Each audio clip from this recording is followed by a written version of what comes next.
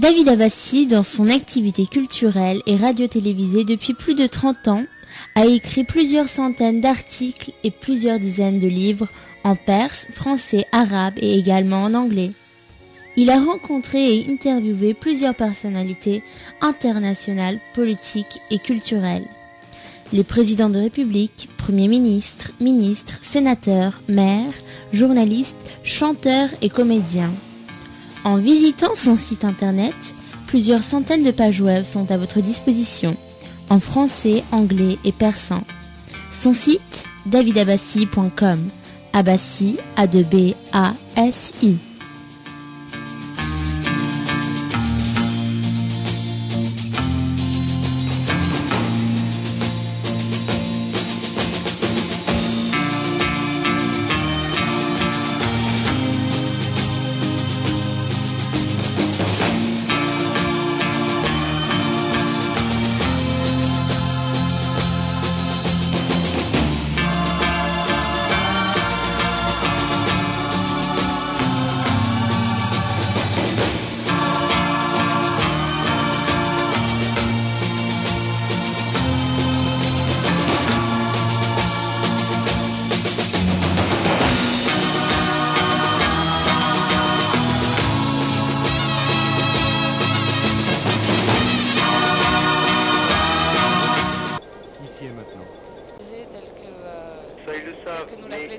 De ces questions.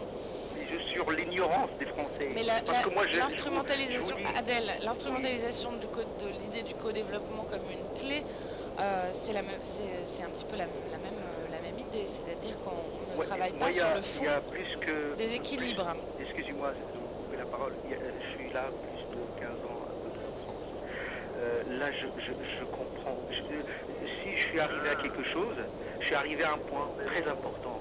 C'est qu'il y a plus d'ignorance de la politique et l'histoire de France chez les Français. Moi, je vous l'assure ça. Parce que on donne aux Français ce qu'on veut, on les fait savoir. Je ne crois pas forcément, Adèle, que les Français veulent ça, veulent ce qu'on leur donne, vous savez. Comme on le rappelait tout à l'heure. Attendez, laissez-moi parler. Quand on voit les élans de générosité au quotidien, comme la suscité Cachan ou autre, vous savez, il ne faut pas non plus confondre certains affichages politiques et justement ce qu'est le peuple français dans toute sa diversité et dans sa solidarité du quotidien. Mais je crois qu'il y a un autre auditeur, Adèle, qui cherche à intervenir. Vincent, bonjour Vincent. Merci beaucoup. Merci Adèle. Vincent. Ouais. Oui, bonjour. Ouais, je suis là, donc on avait entendu maintenant. Oui, non mais bon, vous avez tout ce qu'il vous faut, il vous faut encore tirer sur l'ambulance, quoi, comme dirait un acteur à la télé. Bon, bref, on fout là-dedans. Vous avez tout ce qu'il vous faut, il faut encore tirer sur l'ambulance. J'ai pas compris. On ne comprend pas ce que vous voulez dire là, Vincent, vous n'êtes pas très précis dans votre question. Adèle, est-ce que tu as compris qu'est-ce qu'il a dit, Vincent? Non, j'ai pas compris. Tirer sur l'ambulance, je vois pas non plus ce que ça veut dire. Bon. J'ai pas compris. On tire sur l'ambulance en Irak, je crois, ouais, en Afghanistan. En Afghanistan ou l'Irak, c'est pareil. C'est les Américains qui sont partis colonialiser un pays et de ça, il y a un résultat de réfugiés, un résultat de misère, un résultat de déséquilibre économique international et surtout au niveau humanitaire. C'est tout. Il faut que nous, les populations, les citoyens, il faut qu'on comprenne un petit peu Mais vous voyez, par exemple, je vous donne un exemple de solidarité très concrète, le réseau Éducation sans frontières. Au départ, ça commence par quelques professeurs, souvent militants d'extrême gauche, qui voient que dans leurs écoles, il y a des enfants dont les parents n'ont pas de papier, donc les enfants n'ont pas de papier non plus, etc. Ça commence comme ça, il y a, 3-4 ans. Maintenant, c'est un réseau qui compte des citoyens de toute opinion politique, de toutes sortes. Voilà. C'est-à-dire que parti d'un noyau qu'on aurait pu catégoriser et balayer, c'est des mouvements, comme Pierre le disait tout à l'heure, qui sont des mouvements citoyens. qui concerne parfois tout un village. Je pense à un village breton dont j'ai oublié le nom, mais où tout le monde s'est défendu parce que voilà, il y avait 12 Maliens qui étaient en situation irrégulière, mais qui travaillaient depuis des années dans une entreprise locale. C'était un abattoir, voilà. Et tout d'un coup, ils se retrouvent interpellés, placés en centre de rétention, Madame, menacés d'expulsion. Excusez-moi, Oui. un appel pour pour toute la France. Allez-y, Adèle. Ces gens-là, on est capable de partir chez nous, d'accord? On est capable de partir chez nous, mais on va organiser nos premières élections et on demande, on prie la France et les pays développés de ne pas intervenir, parce que c'est eux qui interviennent. Vous êtes Vous originaire êtes d'où? originaire d'Algérie? Moi, je suis originaire d'Algérie. D'accord. Vous parlez de l'Algérie, des élections. Bah, je parle de tous les pays développés, madame. Parce que moi, je suis international. Donc, je suis humaniste. Citoyen du monde. Moi, je suis humaniste. Ça me choque.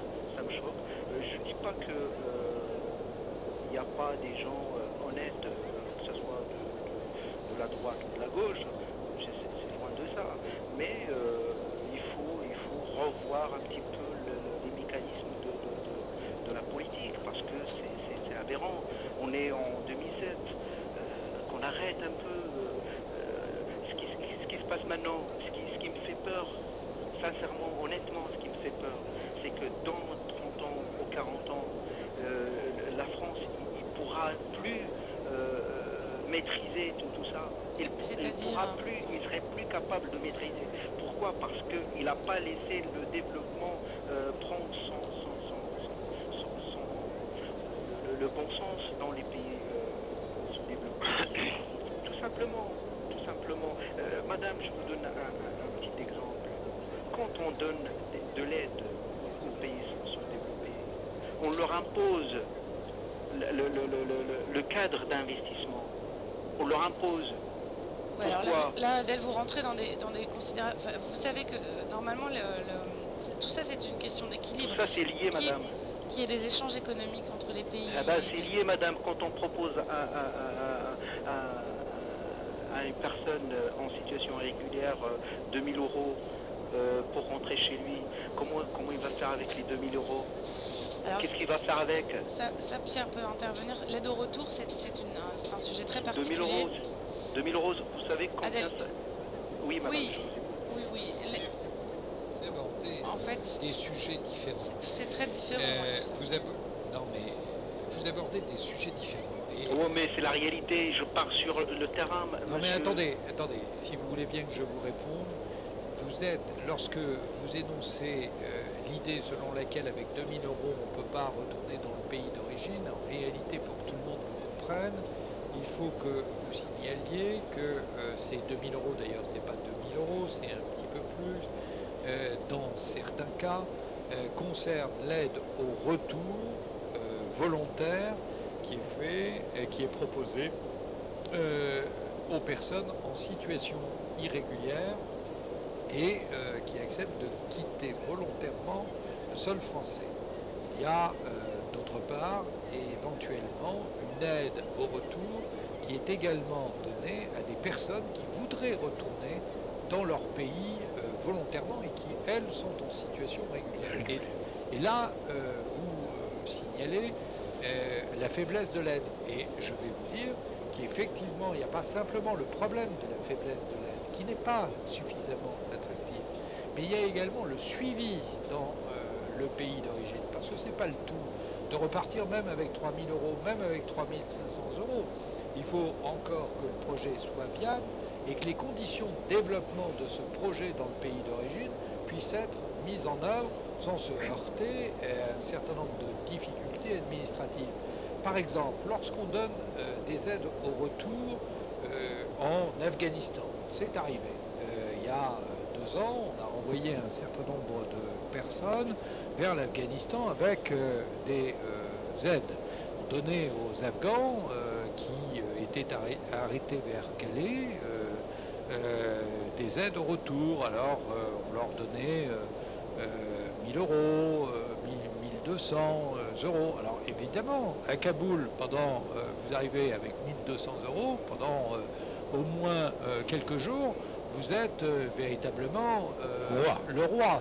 Mais hélas, ça ne dure pas très longtemps, parce que, évidemment, allez donc faire des projets de co-développement aujourd'hui avec l'Afghanistan.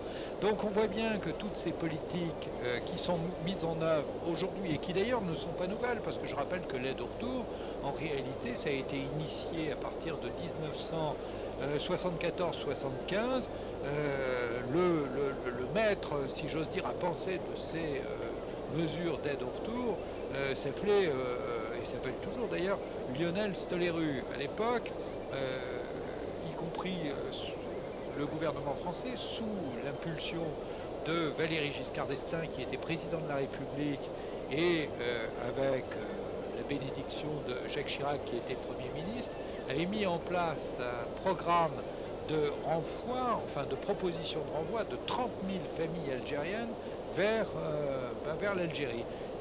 Parce que disait que voilà, l'immigration familiale c'était fini. L'Algérie avait résisté à l'époque, les familles également, et l'aide de Lionel Stoléru avait été caricaturée d'une certaine manière par tous les opposants à cette aide sous la forme « prends 10 000 balles et tire-toi ».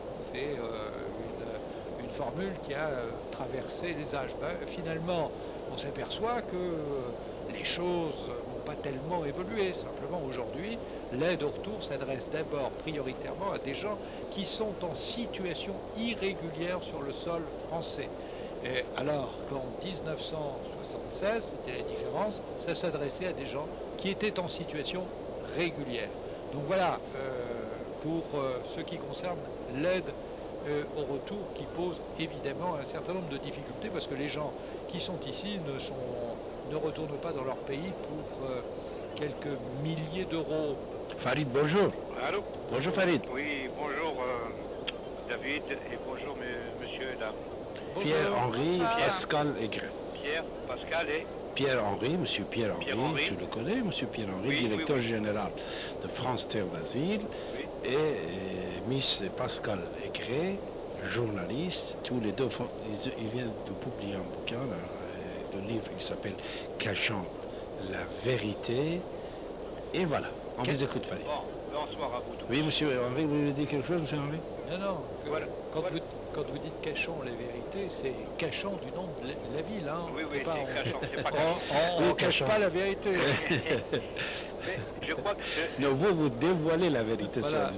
Oui, je crois que le problème de l'immigration est quelque chose d'assez compliqué. Ah, ça c'est sûr. C'est-à-dire qu'il y a tellement d'intérêts divergents en jeu. Il y a des multinationales, comme l'avait dit un précédent intervenant.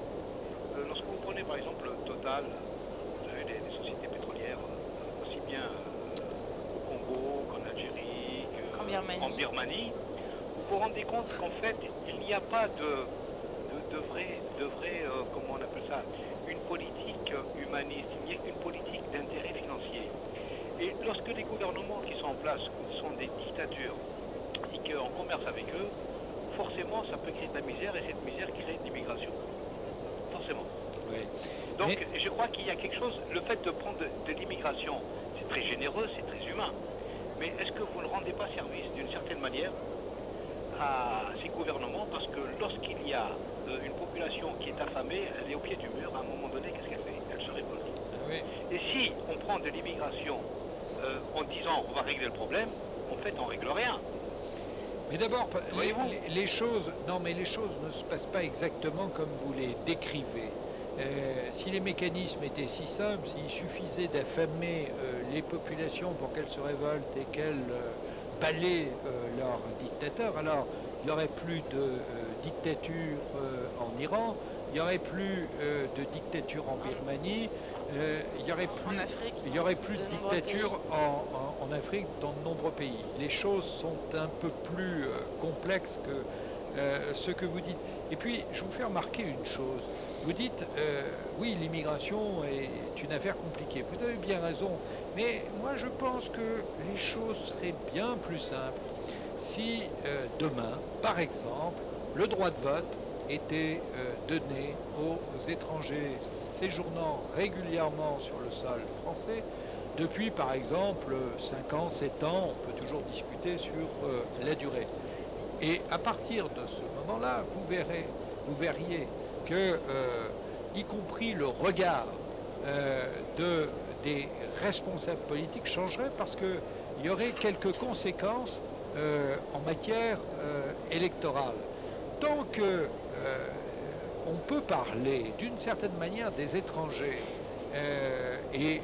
qui sont sur notre sol en toute impunité d'une certaine manière, qu'on peut faire commerce de la thématique de l'immigration, eh bien, évidemment, on aura toujours des surenchères. Maintenant, sur le plan international, je vous rappelle simplement, parce qu'il faut tout de même garder raison, il y a 191 millions d'immigrants dans le monde.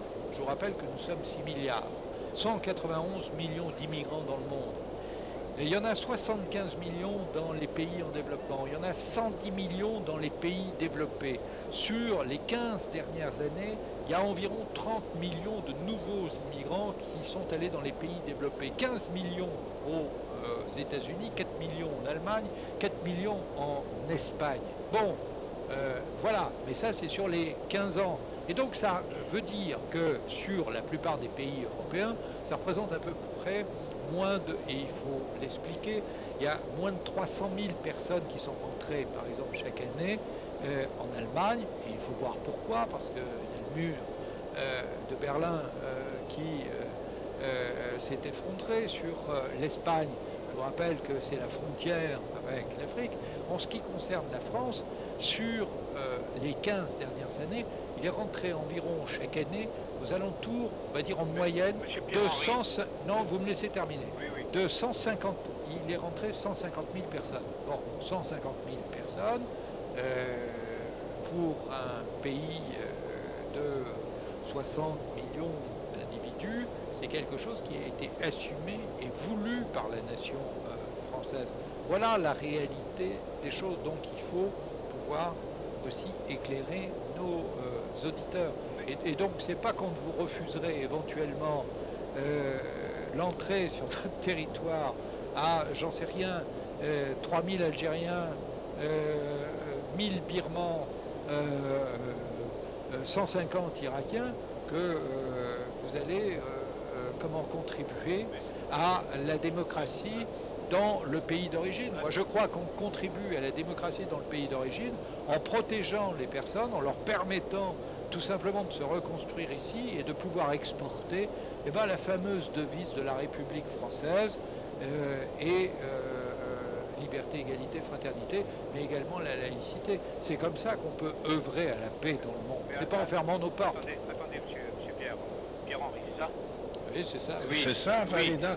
À partir du moment où on dit en Iran, on ne commerce pas avec l'Iran, parce que c'est une dictature. Comment se fait-il qu'on peut commercer avec des dictatures qui arrangent une certaine idéologie, c'est-à-dire l'idéologie d'oppresser le peuple? L'Iran a certainement une dictature, mais toutes les dictatures ne se valent-elles pas? Pourquoi est-ce qu'une dictature, on ne commerce pas avec elle, et pourquoi d'autres, on commerce avec elle? Il y a quelque chose qui n'est pas clair. Où on déclare la guerre à toutes les dictatures. Il n'est pas Bernard Kouchner, hein, il est Pierre-Henri. Oui, ça, il faut poser la question à Bernard Kouchner. Et moi, je suis pas va-t-en-guerre, moi. Non, je ne parle pas de déclarer la guerre dans le sens, c'est-à-dire physique. C'est-à-dire qu'à partir du moment où on commerce avec certains pays qui sont dictatures, est-ce qu'il y a des dictatures tolérables et des dictatures qui ne le sont pas? Évidemment que non. Pourquoi est-ce qu'on dit que l'Iran c'est une dictature et tous les autres pays ce sont des démocraties alors? Mais vous savez, Farid, pendant des années, l'Irak n'était pas véritablement désigné comme dictature jusqu'au jour où elle l'a été. Et puis bon, alors ça, on rentre dans des questions qui n'ont pas grand-chose à voir, me semble-t-il, avec, sauf quand il y a une guerre effectivement au final et qu'il y a des départs, mais avec l'immigration, enfin avec ces questions. Comme l'Algérie qui est un pays très riche, qui a donc le pétrole, le gaz et d'autres produits de richesse naturelle, je ne comprends pas comment est-ce qu'il y a encore des gens archi-milliardaires dans ce pays, d'une manière insolente, et que le peuple est obligé d'immigrer alors qu'il y a des Chinois qui viennent travailler. Comment vous l'expliquez ça? Non, mais qu'il y ait un problème éventuellement à l'intérieur de la société algérienne. C'est évidemment aux Algériens de régler cette question. Nous n'allons pas non plus aujourd'hui déclarer la guerre à l'ensemble des pays qui ont des visions différentes de la conduite de leurs affaires. Vous imaginez, compte tenu y compris du rapport particulier qu'il y a entre la France et l'Algérie, ce qui se passerait si vous voulez dire qu'il faut que la France, ou qu'il y a des intérêts entre la France et l'Algérie, et des intérêts économiques puissants, oui, sans doute. Mais encore une fois, il y a aussi une histoire très forte entre l'Algérie et la France, un peu plus de 170 ans d'histoire, dont 130 ans de présence en Algérie, qui fait que simplement des deux côtés des rives de la Méditerranée, il y a des familles qui sont aujourd'hui séparées. À l'intérieur de même famille, il y a des membres français, il y en a d'autres qui sont algériens. Et moi, je plaide pour la circulation, évidemment, des deux rives de la Méditerranée. Et je ne crois pas que tenir à l'écart du mouvement du monde toute une population soit une façon de l'aider. Pour être plus clair, je trouve que la politique, je pense que la politique de visa que nous menons vis-à-vis de l'Algérie n'est pas acceptable, qu'il n'est pas acceptable de maintenir à demeure toute la population et particulièrement tous les intellectuels qui aujourd'hui, qui sont parfaitement francophones et qui ne peuvent même pas échanger avec leurs homologues français ou dans des pires difficultés. Je trouve qu'il n'est pas normal que des populations, des familles entières doivent attendre des mois avant de se voir délivrer des visas qui sont de très courts séjours. Et je pense qu'en agissant ainsi, non seulement on ne permet pas à une évolution de la société, on la bloque et on favorise parallèlement l'immigration irrégulière, parce que bien évidemment, de toute façon, face à ces difficultés, que font les gens? Eh bien, ils contournent ces difficultés en employant des filières. Mais regardez, lorsqu'un pays tel que l'Algérie a des cerveaux qui partent à l'étranger, ne pensez-vous pas d'une certaine manière c'est une façon d'appauvrir ce pays, donc de ne pas résoudre le problème de l'évolution industrielle et technologique, puisque les têtes s'en vont, il ne reste plus que les cultivateurs et quelques paysans.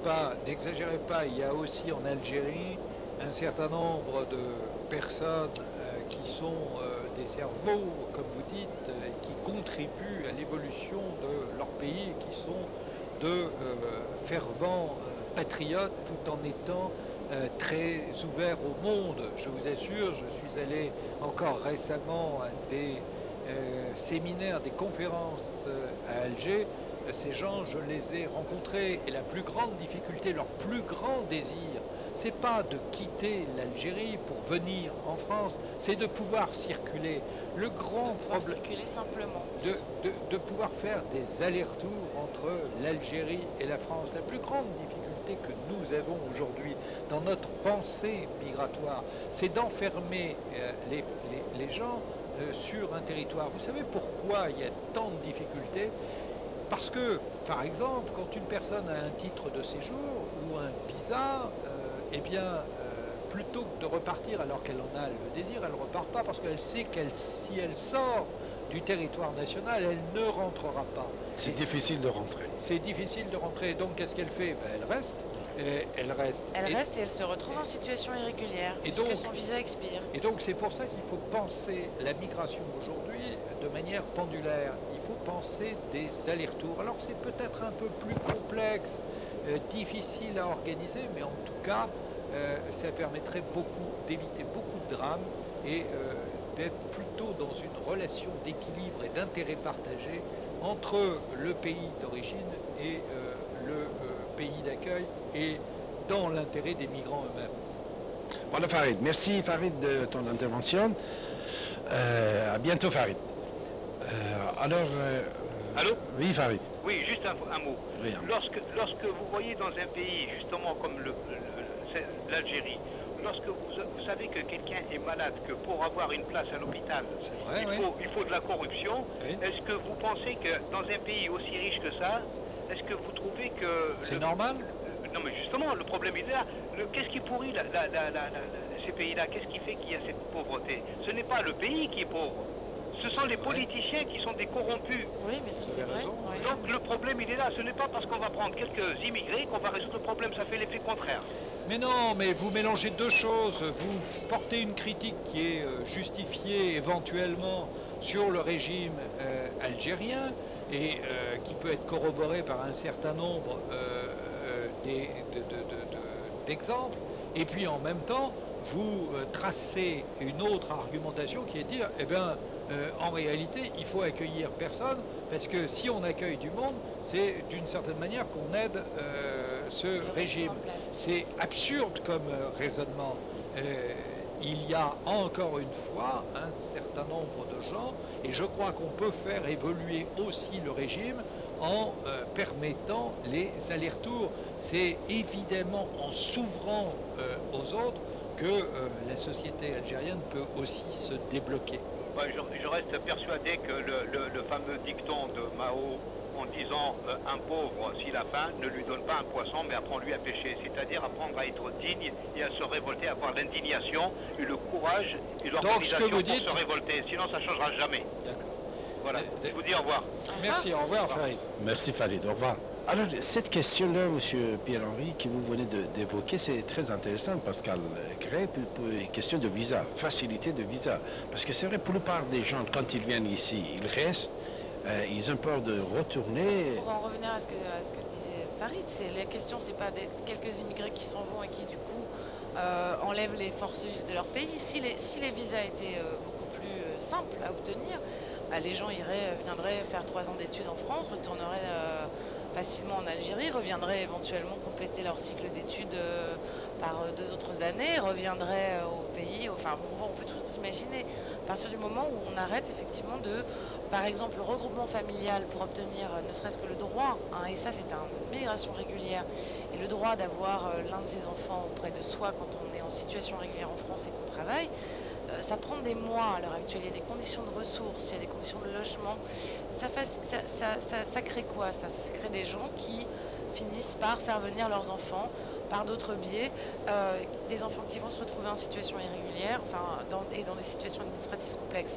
L'idée, c'est pas de pomper les populations ou de faire en sorte que... de toute façon, les gens bougent, personne ne vient les prendre. C'est la mondialisation, c'est la richesse. Je me souviens, pour être aussi allé en Algérie en 99, que ce qui avait conduit et la mondialisation, c'est pas seulement la circulation des personnes, c'est aussi la circulation des informations. J'étais à Oran, et ce qui avait beaucoup, alors que c'était interdit, les antennes paraboliques avaient permis En 89. En 99. 19. Avait permis à beaucoup de gens d'avoir un autre regard sur la propre situation de leur ville et de leur pays. Et ça, c'est pas forcément, ça leur donne pas forcément envie de partir, ça leur donne un autre et d'autres outils, y compris pour se battre dans leur propre pays. Vincent, bonjour. Bonsoir tout le monde. Alors, on m'a recommandé d'articuler proprement la question que j'allais à vous poser. Donc, j'espère que vous m'entendez assez. Que j'articule assez correctement. Non, c'est une plaisanterie privée, private joke. Dans tout ce fatras des propos qui ont pu être tenus, des ambiguïtés assez savantes. Moi, ce qui m'interroge par rapport à vos invités, messieurs amis, c'est que ce que j'aimerais comprendre, peut-être que c'est un passage que j'ai pas pu entendre parce que j'ai pris ça pour mon cours de route, c'est quelle serait la position que pourraient avoir vos invités à l'égard, disons, du glissement sémantique qui est fait sur l'utilité, ou on pourrait dire l'aspect utilitaire de l'immigré, en vertu duquel à l'aune, disons, de l'esprit de notre époque, si on immigre, il faut forcément qu'il soit utile de gré ou de force. Oui, vous rejoignez l'idée de l'immigration choisie. C'est bien ça, oui. Oui, j'avais bien compris. D'abord, je veux vous dire que l'immigration choisie, c'est un terme malencontreux parce que ça renvoie à immigration subie. Et immigration subie, ça signifie que des centaines de milliers de personnes qui ont participé à la construction de notre pays depuis 40 ans, finalement ont été subis. En France, c'est pas très sympathique pour eux. Ça, sur le plan des symboles, je crois que c'est une chose qui est pas très acceptable. Quand on dit jetable, c'est ça. Oui, d'une certaine manière, c'est ça.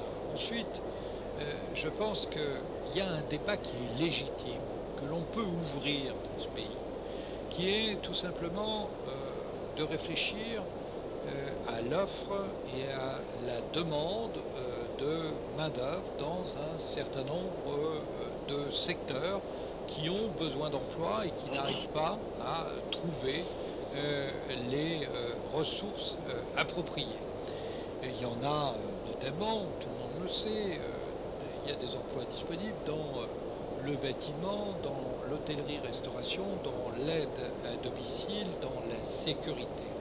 Et moi je suis de ceux, d'ailleurs on le développe dans le livre avec Pascal, nous pensons qu'il faut développer des contrats éthiques avec les pays d'origine. Autrement dit, pourquoi pas des accords bilatéraux, pourquoi pas la mise en place d'agences pour l'emploi, à partir du moment où on, évidemment, cadre le contrat de travail, on donne des assurances aux personnes qui vont venir travailler éventuellement en France, dans un cadre législatif précis, avec un contrat précis, avec une rémunération précise, avec une sécurité sociale précise, et avec la possibilité, évidemment, une fois que le travail est terminé, de pouvoir revenir. C'est cela qu'il faut imaginer, c'est cette migration pendulaire-là qu'il faut imaginer. Mais en même temps, il ne faut pas penser qu'une mesure de politique publique va régler le problème des migrations une fois pour toutes. Dans le domaine des migrations, nous avons essayé de le dire auparavant, nous sommes face à une série de défis, une série de dérèglements. Et nous pouvons essayer de faire mieux que ce que nous faisons aujourd'hui. Nous pouvons surtout essayer de ne pas manipuler les symboles, de conserver une certaine idée de nous-mêmes et de notre système de droit. C'est cela que nous devons faire, mais nous devons également savoir que ce désordre du monde, il est aussi devant nous, et que la question des migrations, nous n'allons pas la régler d'un coup de baguette magique, comme ça, par une mesure de politique publique. Je crois qu'il faut effectivement encadrer les choses, faire effectivement des contrats éthiques, offrir des garanties aux personnes qui viennent ici, inventer une migration qui soit une migration pendulaire, passer des accords avec les pays d'origine, participer à leur développement. Je vous assure qu'il y a vraiment beaucoup de travail et que normalement il ne devrait pas y avoir de place pour la démagogie et la surenchère sur ce terrain. Voilà, Masson. Oui, le propos est très généreux. Il n'est pas généreux, il est réaliste d'ailleurs parce que... Mais il n'est pas simplement généreux. Il n'est pas simplement généreux parce que je vois très bien où vous voulez en venir. En fait, ça commence par des choses très concrètes. On raconte dans Cachan et l'exemple. Non, mais... vous ne m'avez pas laissé finir. Allez-y. Excusez-moi. Je commençais par ma phrase par un compliment, mais non pas par une critique cachée. Certes, c'est généreux de proposer des contrats ethniques, Non, pas ethnique. Éthique. Éthique, surtout pas ethnique, parce que le quota, parce qu'on n'est pas très loin, là, c'est un lapsus que vous faites, mais Non, je l'ai fait exprès. vous l'avez fait exprès. Eh bien, Oui. très bien. Alors, si vous le faites exprès, moi je vais vous dire que les quotas, d'abord, ça n'a jamais marché, ça ne marche pas pour les pays qui aujourd'hui l'ont expérimenté, le pratiquent. Les quotas ne sont jamais atteints dans les professions les plus qualifiées, ils sont toujours dépassés dans les professions les moins qualifiées. C'est vrai en Italie, c'est vrai en Espagne, c'est vrai aux États-Unis. Alors voilà que d'un seul coup, nous, évidemment, avec notre génie particulier, on va se mettre à faire des quotas. Et puis alors, non seulement on va faire des quotas par profession qui ne marchent nulle part ailleurs, mais on va faire des quotas par région du monde. Alors ça veut dire quoi par région du monde? Ça veut dire par continent. Donc ça veut dire, on n'est pas très loin du quota ethnique, et là je suis désolé, mais il y a la constitution de ce pays qui prévoit que franchement les quotas ethniques, c'est pas dans la tradition de la République française. Donc voilà. Mon idée était dans ce lapsus voulu de dire que ce qui pouvait être admis ce qui pouvait être admis comme un lapsus pourrait être plus révélateur de quelque chose qui est en sous-bassement, on va dire, dans beaucoup d'inconscience au vu des réactions de certains d'entre nous quand j'écoute certaines interventions. Parce qu'il s'agit bien de ça pour l'aspect faisandé, on va dire, de certaines pensées que ont les gens. C'est que s'il s'agit de déterminer qui a le droit d'émigrer, c'est bien en vertu, quand on ne parle pas de religion, c'est en vertu de l'ancienne habitude, on va dire. Vous voulez dire, enfin préciser D'ancienne habitude qui remonte depuis la Deuxième Guerre mondiale, où depuis lors, on pense les termes de population, de densité de population, de leur capacité à produire ou non, en termes d'utilité.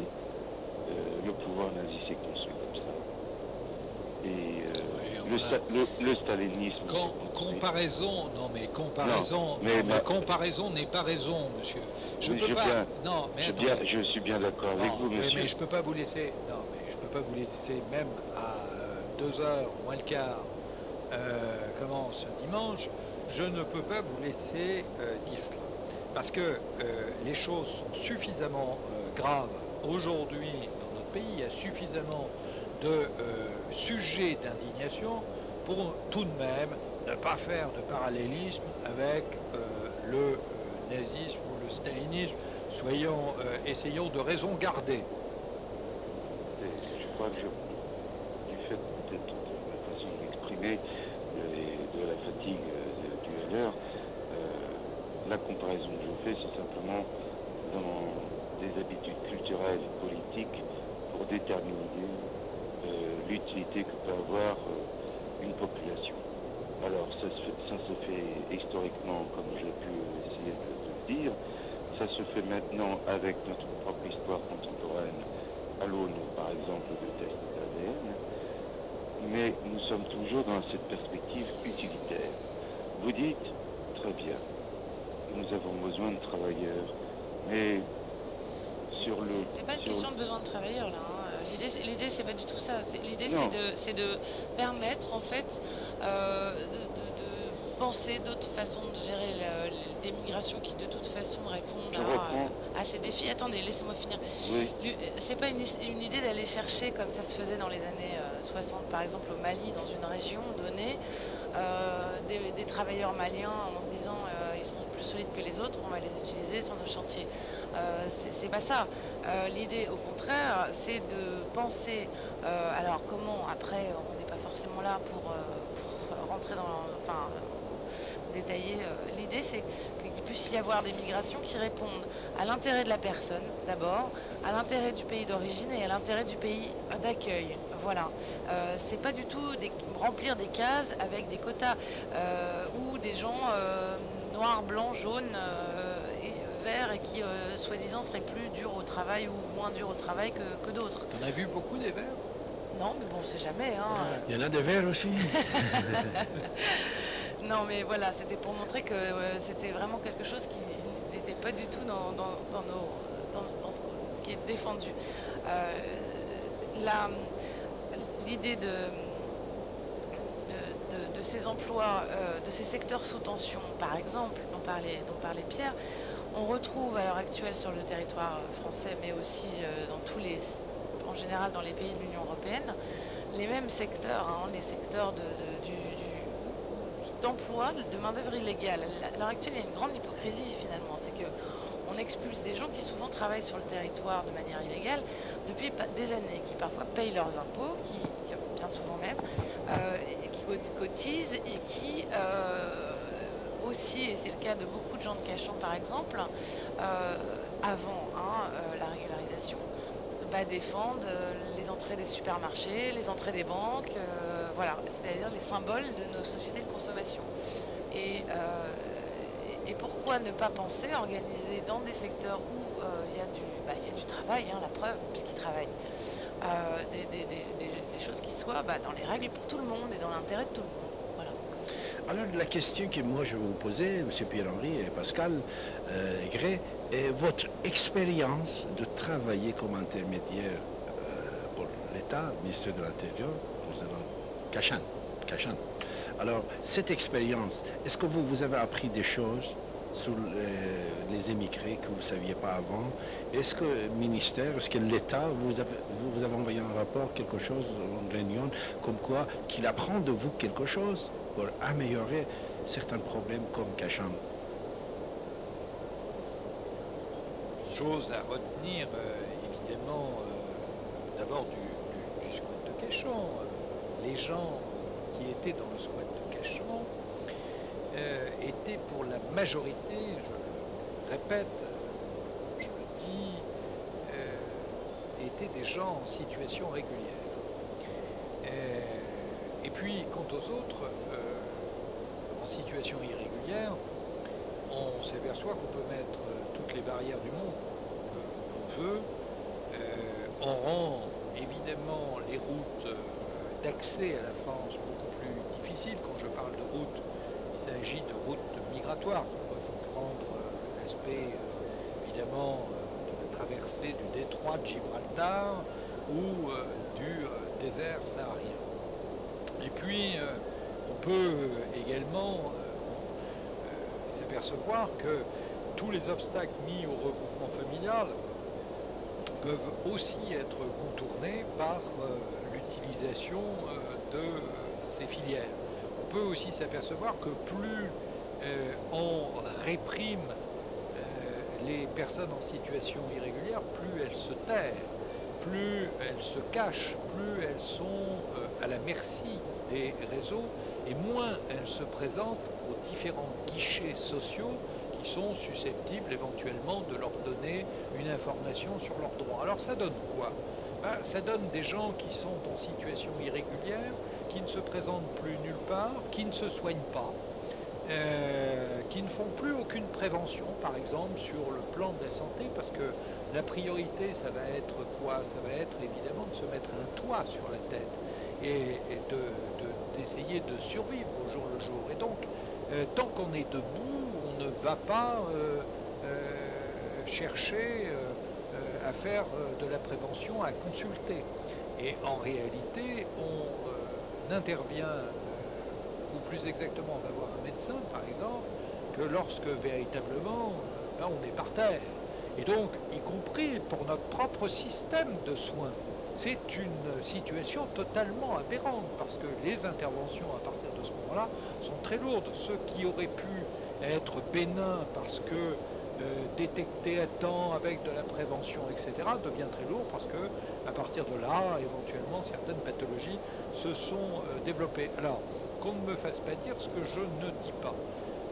Simplement, quand vous avez des populations qui sont précaires et qui vivent dans des conditions un petit peu difficiles, qui n'ont éventuellement pas de quoi manger, ça arrive aujourd'hui en France et pas simplement pour les étrangers. Par exemple, on peut très bien avoir des situations de tuberculose. La tuberculose aujourd'hui est une maladie qui est en train de réapparaître sur le territoire national. Et je vous assure que cela est particulièrement préoccupant. Je peux prendre d'autres critères, par exemple, où un certain nombre de personnes, on le sait, sont employées dans des ateliers clandestins pour rembourser le prix de leur passage. Qu'est-ce que vous croyez? Est-ce que vous croyez que la pression qui est mise aujourd'hui sur les personnes en situation irrégulière va empêcher les réseaux de main-d'œuvre clandestine ou de filières de main-d'œuvre clandestine vont les empêcher de continuer leur travail? Non, pas du tout. Simplement, les patrons qui les emploient, eh bien, ils vont rendre les conditions encore plus difficiles. Ils vont tout simplement cacher encore un peu plus ces travailleurs et qui seront encore un peu plus à leur merci. Donc, en réalité, d'une certaine manière, nous allons totalement à l'encontre des critères de protection, et je pense notamment des femmes, parce que souvent la migration aujourd'hui est une migration féminine, et il y a une vraie vulnérabilité autour de cela. Et en réalité, nous sommes en train de renforcer cette vulnérabilité. Nous faisons exactement l'inverse de ce qu'il faudrait faire. Que l'on m'entende bien, parce que même s'il est près de 2 heures du matin, moi je plaide pas, je n'ai jamais plaidé pour une entrée permanente des gens. Je pense qu'il y a 3 concepts sur lesquels on doit se battre avec autant, j'allais dire, quasiment de férocité, parce que les 3 nous mènent à une impasse. C'est tout le monde rentre, évidemment que c'est absurde, au nom d'un droit intrinsèque que posséderait la personne, donc elle aurait le droit de migrer comme ça sans règle. Absurde. Deuxième thème, c'est personne ne rentre. C'est tout aussi absurde. Encore une fois, nous ne sommes pas sur l'Albanie de Hodja. Et puis, troisième thème, concept qui me paraît nous mener dans le mur, c'est évidemment on choisit ses migrés. Donc voilà les 3 thèmes qu'il faut combattre. Et vous me posiez la question de savoir si nous avions transmis des informations au ministère de l'Intérieur. Plutôt des conseils, vous voyez. Des conseils. Les conseils, vous savez, comme par écrit, pour qu'il reste dans l'histoire, vous voyez, parce que je sais dans le colloque, dans les débats. Par écrit, on leur a pas transmis. On leur a rien transmis. En revanche, ils ont peut-être lu le livre. Ils auraient peut-être lu le livre. Hein. On leur a transmis bien évidemment le livre. Mais France Tiers d'Asile ne fait pas des projets présentés à l'État. Mais si, bien sûr que nous travaillons avec l'État. Les choses ne sont pas manichéennes, y compris avec le ministère de l'Immigration aujourd'hui. Moi, évidemment que je souhaite travailler. Mais comment ça se fait qu'on dit, excusez-moi, on peut dire, parce qu'il est 2 heures du matin, on dit, vous ne faites pas, c'est-à-dire France Terre d'Asile, hein, il ne fait pas des propositions régulières par écrit. C'est-à-dire chaque année, vous devez faire 1, 2, 3 rapports, remettre directement au ministre de l'Intérieur, au Premier ministre, au Président de la République, comme quoi, voilà, ce sont les projets que vous proposez, ce sont des problèmes que vous rencontrez, c'est des projets et des propositions par écrit, des dossiers sur le bureau des responsables. David, c'est ce que nous faisons en permanence. Nous faisons en permanence cela sur les questions d'asile, sur les questions d'immigration. Nous avons transmis au ministre. J'ai rencontré le ministre de l'immigration au mois de juin, juste après sa nomination. Nous lui avons dit ce que nous pensions d'un certain nombre Vous avez mis par écrit quelque chose? Situation, évidemment. Par écrit? Évidemment, nous lui avons... C'était la première fois pour de remettre quelque chose, un projet par écrit? Bien sûr que non. Nous faisons... Écoutez, soyons clairs, on est auditionné de façon permanente, soit par le Sénat, soit par l'Assemblée nationale, soit par différentes commissions. Vous êtes invité, auditionné. Vous-même, est-ce que vous faites un pas vers eux? Mais bien sûr. Mais en permanence. Mais en permanence. David, nous travaillons avec eux en permanence. Moi qui suis les questions d'immigration, l'échange, que ce soit dans la critique, la proposition ou, voilà, ou tout simplement le dialogue est permanent entre tous les acteurs de la société civile, hein, que ce soit et l'État. Donc France Terre d'Asile et puis donc beaucoup d'autres associations qui travaillent dans ce champ, mais aussi voilà, les interlocuteurs institutionnels.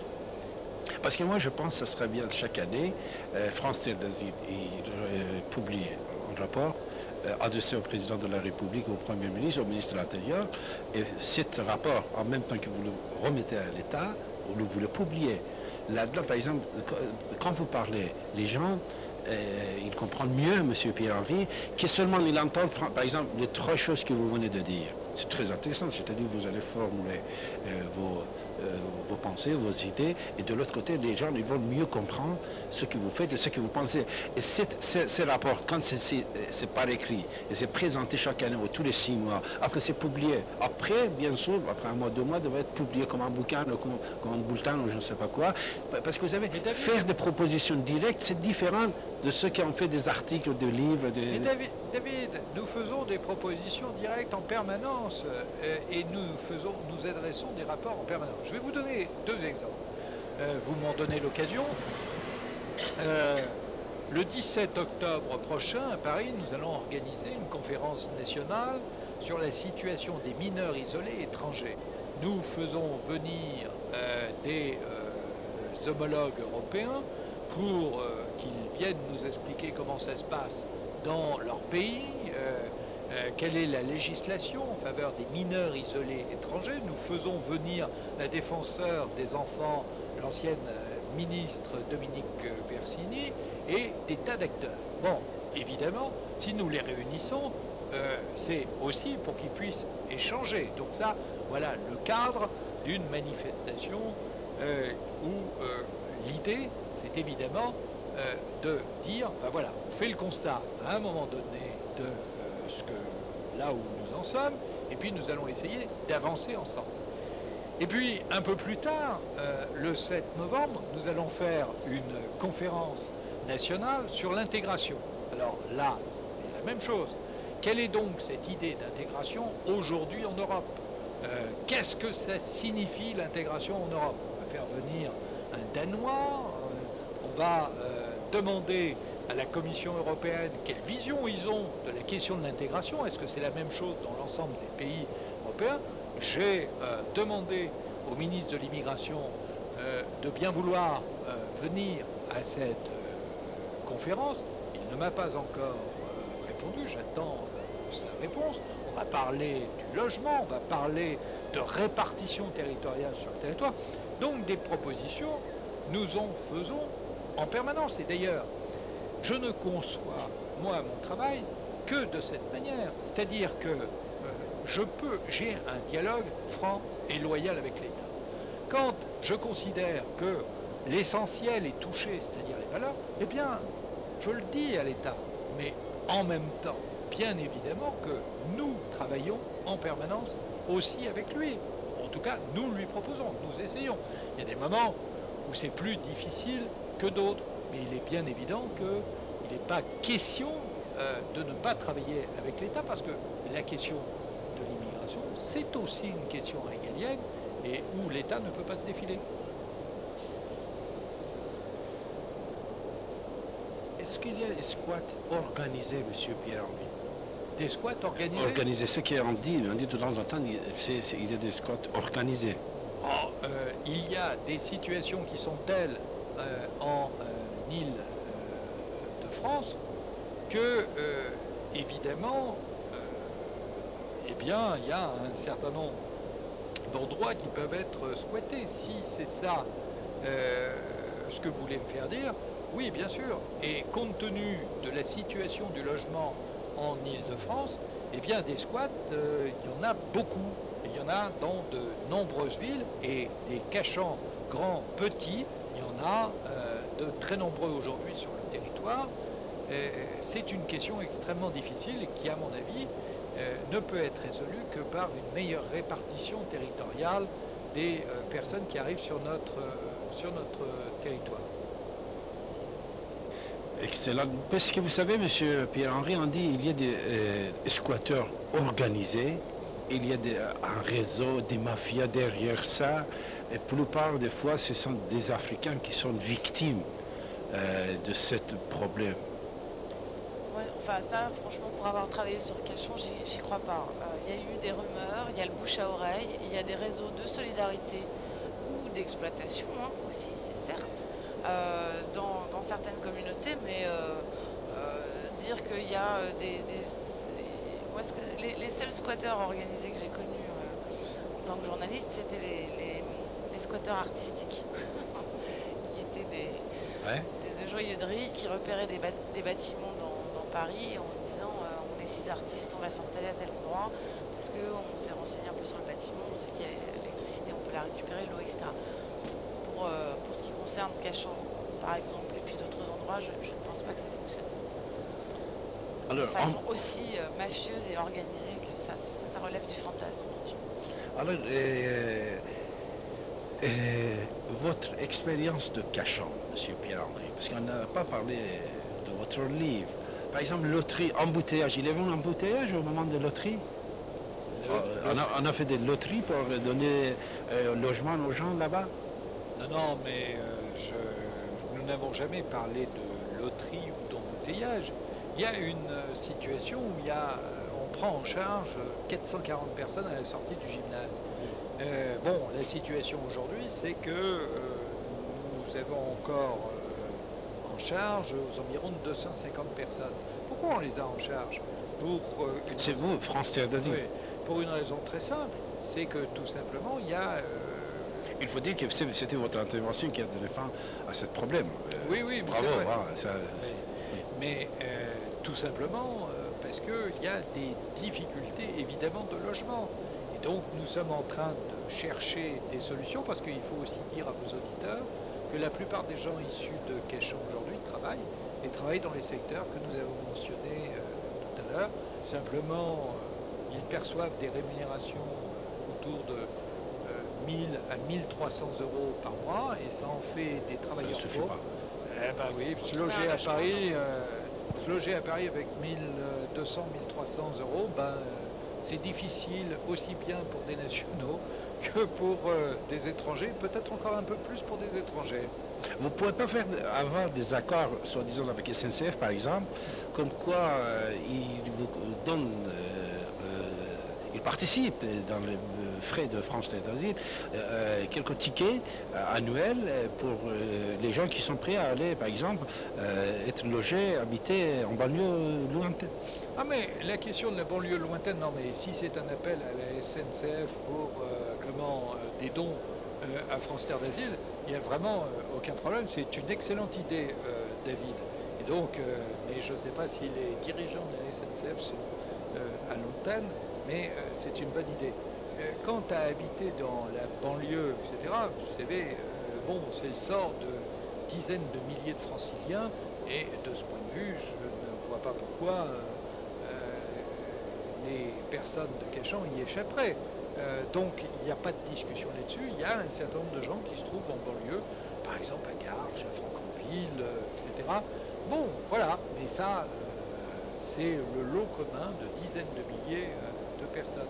Mais mon cher Pierre-Henri, comme vous savez, personne ne va pas venir frapper chez vous, France Terre d'Asile, pour vous faire des cadeaux, des chèques. Ça dépend. Pour obtenir quelque chose au SNCF, il faut aller le voir. Oui, mais ça dépend. Non, la générosité parfois est plus importante. Mais ça serait bien de rappeler ces gens-là, ces dirigeants-là, comme quoi, voilà, vous avez besoin d'aide, envoyez un courrier, un dossier, je suis sûr et certain qu'ils vont l'accepter, n'est-ce pas, James? Bonjour, James. Bonjour, James. Bonjour, David. Oui, bonjour, bien sûr. Bonjour, monsieur Pierre-Henri. Et bonjour, madame Pascal journaliste au Aigret, Parisien, oui. que je lis régulièrement. C'est un journal très intéressant. On a la condition de choisir. Voilà. Mais je voulais juste intervenir. La rubrique sport est très bien. Non, je regarde pas le sport. Vous avez tort. Mais je préfère pratiquer moi-même. Bravo. Et vous êtes Jouer au foot, au rugby. Quel est votre pronostic pour demain, pour le match Mais je m'en fiche. Je ne appelle pas pour ça. On va pas faire son point. Il y a plusieurs gens. Voilà. Allez, James, je vais être très très bref. Je pensais au cycle de votre association. Il est très beau. France Terre d'Asile, il est très beau. Mais est-ce qu'il n'aurait pas des effets sur des gens qui sont peut-être un peu butés de faire penser que la France, effectivement, est une terre d'asile pour toute la misère du monde. Alors j'ai proposé, j'ai écrit un truc, et je me suis dit, pourquoi ne pas rajouter, vous me direz ce que vous en pensez, le mot réciproque à la fin. Alors ça donne FTAR. L'FTAR serait donc le sigle de ce parti, France Terre d'Asile. D'abord, dans AR, il y a... C'est pas un parti. Dans AR, il y a aller-retour. Il y a la notion de réciprocité. Vous avez parlé de pendulaire. Alors, l'FTAR, voilà.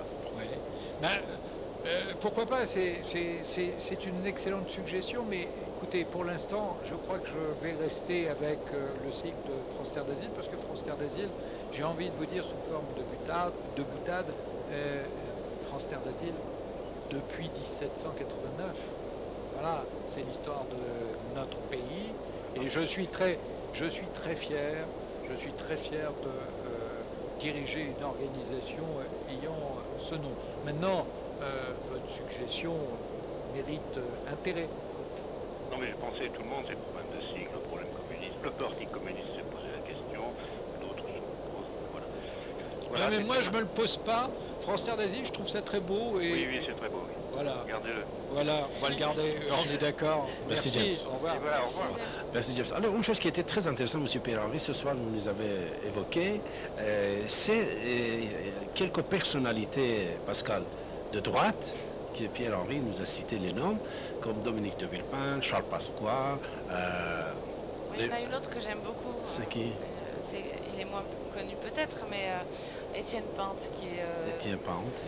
Qui est l'un des premiers députés UMP, avec François Goulard, à avoir publiquement dit qu'il n'était pas d'accord sur cette question des tests ADN à l'Assemblée. C'est-à-dire seulement pour les tests ADN, ces gens-là ne sont pas d'accord? Pas seulement, il a aussi pris une position très claire sur les quotas d'expulsion, et globalement il pense qu'on a Émigration choisie.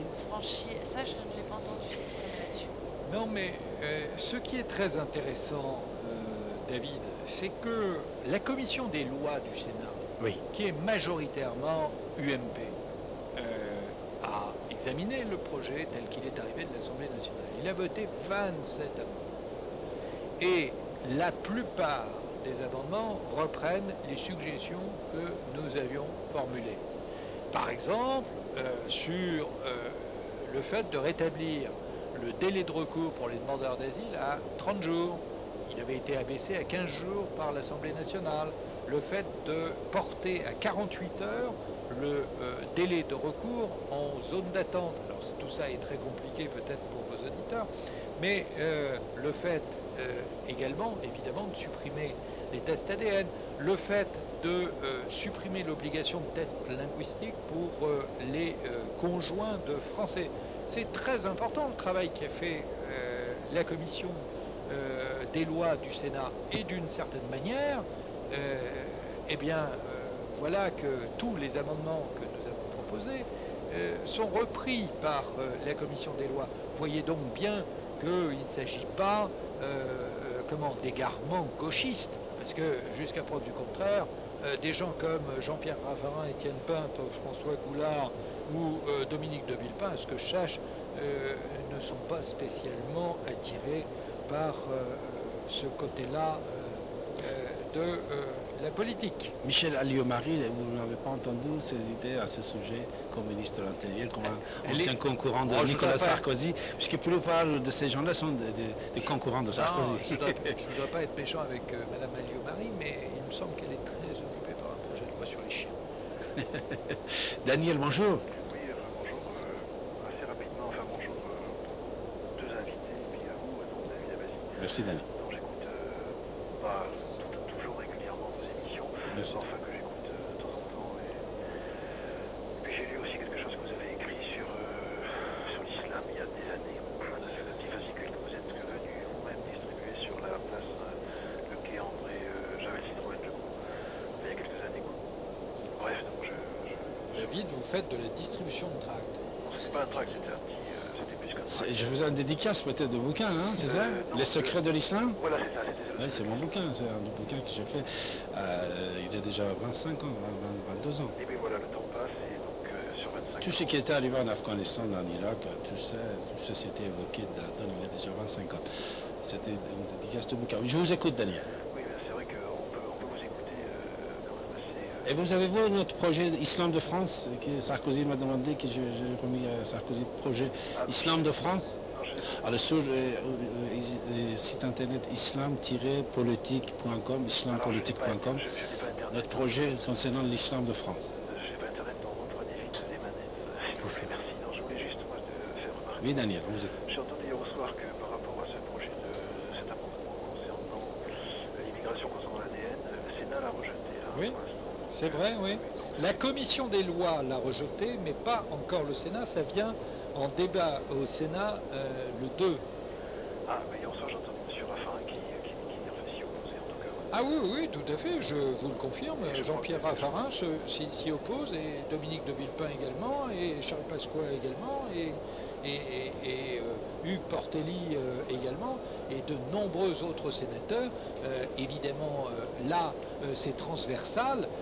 La gauche et la droite, une partie de la droite, la majorité de la gauche se retrouvent pour dire que, franchement, ce projet de loi sur l'immigration est déséquilibré.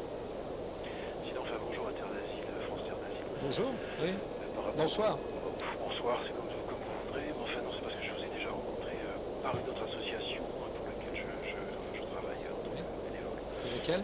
Et peu importe, D'accord. il y avait une bénévole qui était là et qui voulait également travailler pour cette association. Enfin moi je ne l'ai pas revue, mais c'est pas grave, comme c'est une association qui est assez importante, elle a réussi peut-être à se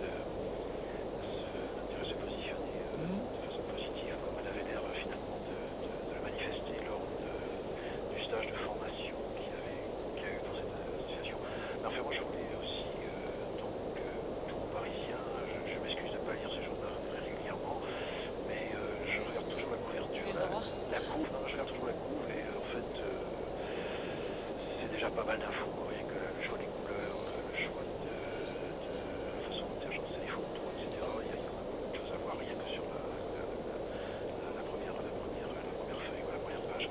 Sinon, moi, c'est par rapport à ce que vous avez dit, Pascal, je crois, concernant ce qui se passe en Bretagne sur des Maliens, je crois, qui travaillaient dans un abattoir et qui n'étaient pas, je crois, déclarés, en fait, qui n'avaient pas de papier. Alors la question est la suivante, c'est est-ce que, évidemment, ça n'a pas bon rapport avec l'association, mais est-ce que le patron de cet abattoir a été mis en cause quand même? Parce que je trouve qu'il y a quelque chose qui me choque énormément sur le fait que si ces gens-là n'ont pas de papier, je me demande comment ils cotisent. Ben si, il y a Ils quelques... cotisent sur les assurances privées peut-être. Oui, non, c'est plus compliqué que ça, mais on ne va pas rentrer dans le détail aujourd'hui, mais sachez simplement que l'ensemble du village s'est évidemment mobilisé sur cette question, et qu'aujourd'hui, la plupart ont été régularisés.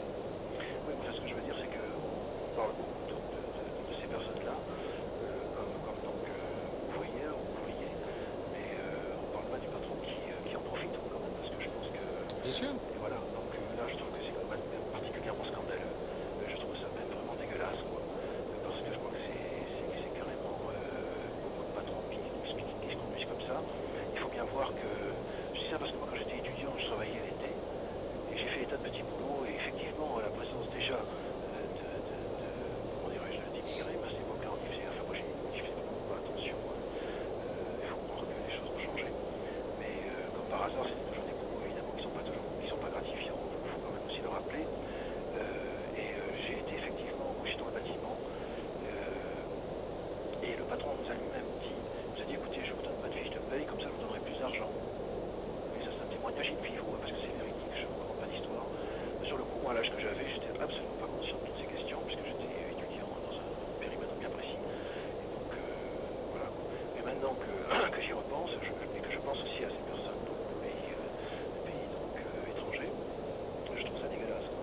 Et ça, on n'insiste pas assez sur tous ces gens qui sont souvent des Français, quand même aussi, quand même, et qui en profitent, quoi, voilà. Donc ça, c'était ça. Et puis aussi, par rapport aussi, je me demandais ce que vous pensiez, enfin, évidemment, c'est un peu une question un peu...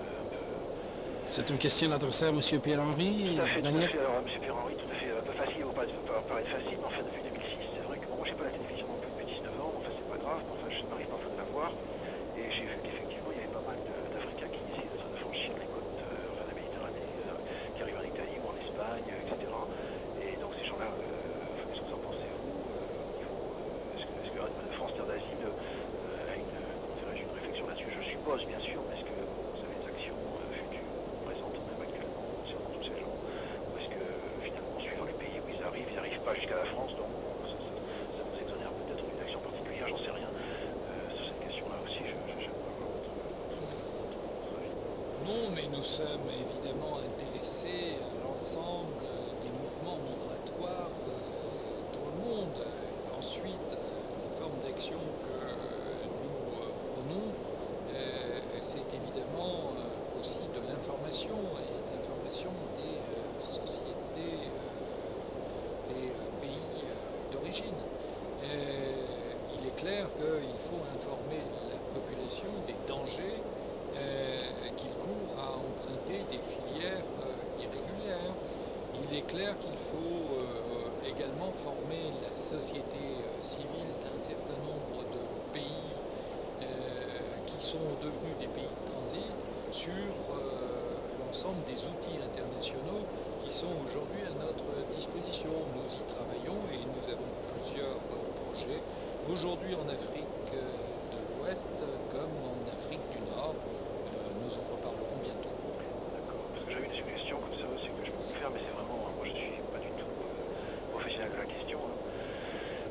Mais par exemple je pensais à quelque chose aussi concernant les passeurs, vous savez les gens qui... et alors ces gens-là se font un beurre particulièrement impressionnant, et je voulais savoir si au niveau des forces, enfin des douanes et compagnie, il serait possible d'abord de demander à ce que ces gens remboursent toutes les sommes qu'ils ont encaissées et de renvoyer ces sommes au pays des ressortissants concernés. Qu'est-ce que vous en pensez de ça? C'est idée éventuellement. D'abord, pénalement, ils sont de toute façon, ils tombent sous le coup de la loi, bien évidemment. Et puis, pour le reste, l'idée de retourner les éventuelles amendes vers les pays d'origine, pourquoi pas? Moi, je pensais pas aux amendes, je pensais tout simplement au capital qu'ils ont Eh bien, pourquoi pas? C'est une idée qu'il faut regarder. Parce que finalement, par rapport à ces pays-là, pourquoi ces gens fuient, enfin ils fuient, pourquoi on le sait tous, on a tous compris, plus ou moins, tacitement, c'est la misère. Daniel, merci. Je te remercie beaucoup, Daniel. Merci à toutes, merci à tous. Monsieur Pierre-Henri, prenez votre casque. Je vous remercie beaucoup, Monsieur Pierre-Henri, d'accepter notre invitation. Directeur général de France Terre d'Asile. Merci, Pascal Aigret, journaliste parisienne. Et j'espère qu'il y aura le plaisir de vous voir. Et j'espère que tous les 6 mois, vous allez faire un bouquin avec Pierre-Henri. Il faut faire des bouquins. C'est très intéressant, surtout que je suis sûr et certain que ça va bien marcher. Alors, dernier mot, avant de nous dire au revoir, Monsieur Pierre-Henri, qu'est-ce que vous voulez nous dire avant de dire au revoir? Avant de dire au revoir, une chose simple à cette heure-ci, longue vie ici et maintenant, et merci à vous de nous avoir invités. Merci, Monsieur Pierre-Henri. Pascal Aigret, allez-y. 1 minute, 2 minutes, même 10 minutes si vous voulez, allez-y. C'était la même chose, je tiens à vous remercier de nous avoir invités, et puis c'était une belle expérience, pour moi une première. Merci beaucoup. Merci d'accepter notre invitation. Je vous dis à très très bientôt. Merci, au revoir. Ici et maintenant, 24 heures sur 24, sur Internet, ici et maintenant.com.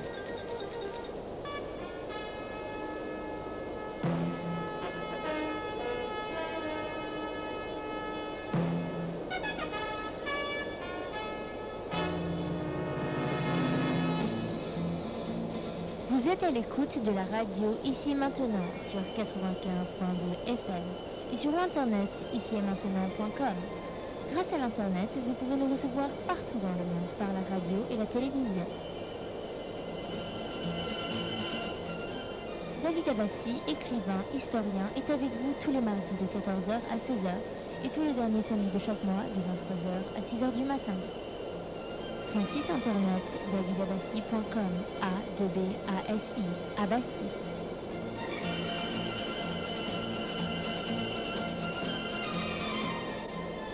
Vous avez la parole pour vous exprimer et poser vos questions en composant le 08 92 23 95 20. 08 92 23 95 20.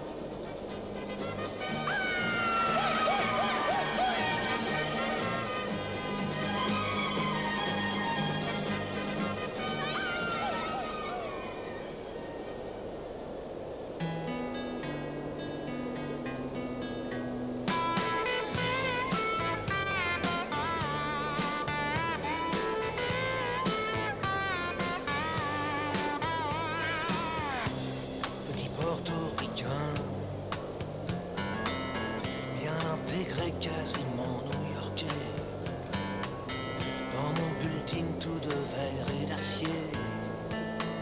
Je prends mon job, un rail de coke, un café. Petite fille afghane, de l'autre côté de la terre. Jamais entendu parler de Manhattan. Mon quotidien c'est la misère et la guerre. Au bout du monde, si différents. Deux inconnus, deux anonymes, mais pourtant pulvérisés sur l'autel, la violence éternelle. À 747, c'est explosé dans